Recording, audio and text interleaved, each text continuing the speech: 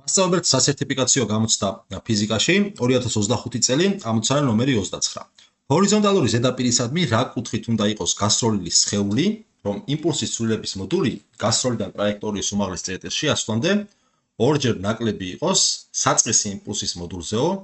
ჰაერის წინააღმდეგობა შეგვიძლია არ გავითვალისწინოთ.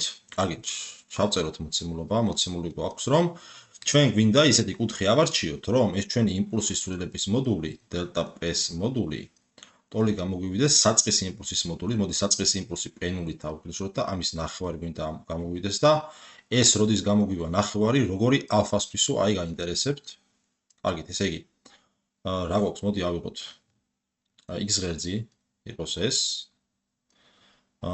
აი ეს იყოს Y ღერძი და აი ამ წერტილიდან გავისროლოთ რაღაცა მასის სხეული. ჰორიზონტისადმი 30 გრადუსიანი კუთხით.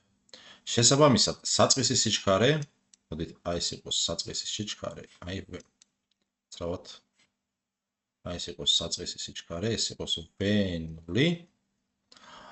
ეს არის კუთხე ალფა და უმაღლეს წერტილში ასვლის დროს, ну რაღაც სიჩქარე ექნება მიმართული ჰორიზონტალურად მარჯვნივ, რაღაც V სიჩქარე ექნება, ხო? ახლა თავიდან ახლა მოდი ეს იყოს პირობითად A წერტილი, ეს იყოს B წერტილი. A წერტილში დროის საწყის მომენტში ასთვის. P0 ტოლი არის V0-ის ვექტორული ტოლობა ჩავწერეთ. საწყის მომენტში იმპულსი არის მასისა და სიჩქარის ნამრავი. საიდანაც P0x-ი x მდგენელი ტოლი იქნება, აი ეს გეგმილი რო ავიღოთ, ასე. X ღერძზე გეგმილი იქნება MV0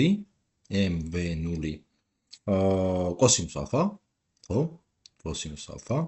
ხოლო P0y ტოლი იქნება MV0 სინუს ალფა.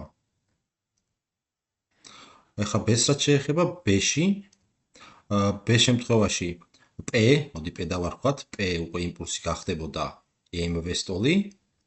ხოლო რაც შეეხება გეგმილებში როცა ვწეროთ, Px-ი ტოლი იქნება MVx-ის, სადაც Vx-ი, ახლა დავაკვირდეთ, ახლა მეორე შემთხვევაში რა გვაქვს ახლა ჩვენ? უმაღლეს წერტილში ვერტიკალური სიჩქარე 0-ის ტოლი არის, Vy 0-ის ტოლი არის, ხო? რადგანაც V მთლიანად იყურება X ღერძის გასწვრივ.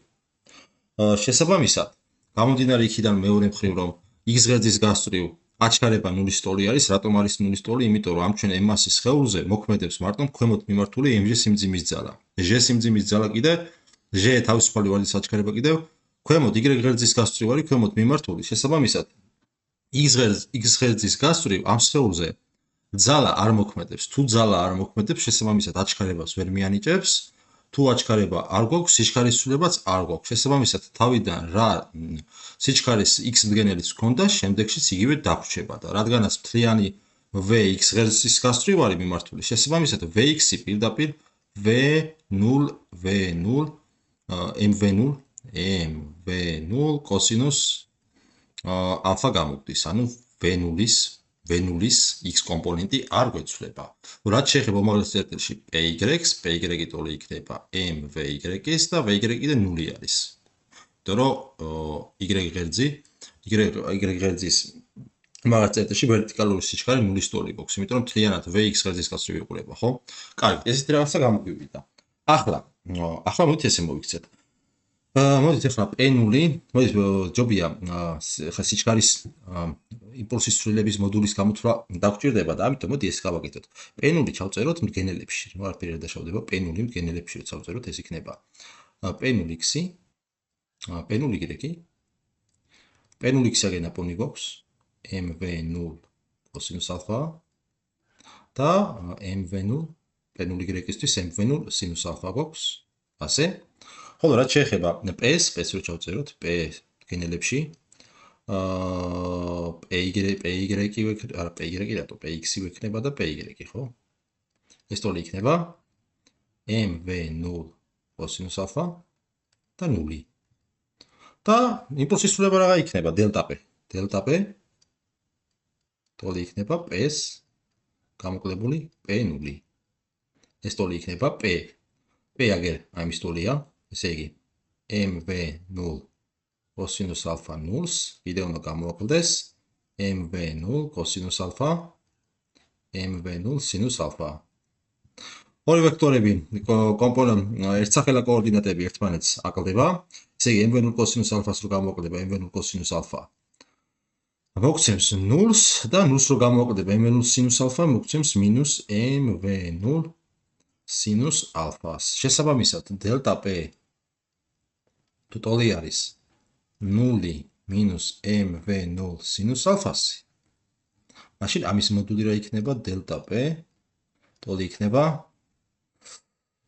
ერთსახელა კოორდინატების კვადრატების ჯამიდან ფესვი, ხო? ანუ 0-ის კვადრატს დამატებული აი მეორის კვადრატი მინუს mv0 სინუს ალფას კვადრატი. ეს ტოლი იქნება მინუს mv0 სინუს ალფას კვადრატი mv0 სინუს კვადრატია და მაგედან ფესვი პირდაპირ უგცემს mv0 სინუს ალფას. მეორე მხრივ თუ დავითვალისწინებთ აი ამ პირობას, აი ეს პირობა მე ჩავწეროთ. ესე იგი დელტა p უდრის აი ამ ტოლობას და მეორე მხრივ აი ამას უდრის მოცემულობით. ანუ p0 ნახევარი ტოლი ყოფილა mv0 სინუს ალფასი. p0 კიდე რა არის? p0 აი ორი კოორდინატის კვადრატების ჯამიდან ფესვს თუ ამოვიღებ, პირდაპირ mv0-ს ვიღებთ p0-ს. ამიტომ მოდით შევცვალოთ ეს mv0-ით. ესენი შემოგვეცება და რა გამოგვდის ესე იგი. აქედან გამოგვდის რომ სინუს ალფა უდრის 1/2-ს და სინუს ალფა რომელ კუთხეზე არის 1/2? ეს კუთხე არის ალფა უდრის 30 გრადუსს. შესაბამისად პასუხი იქნება a.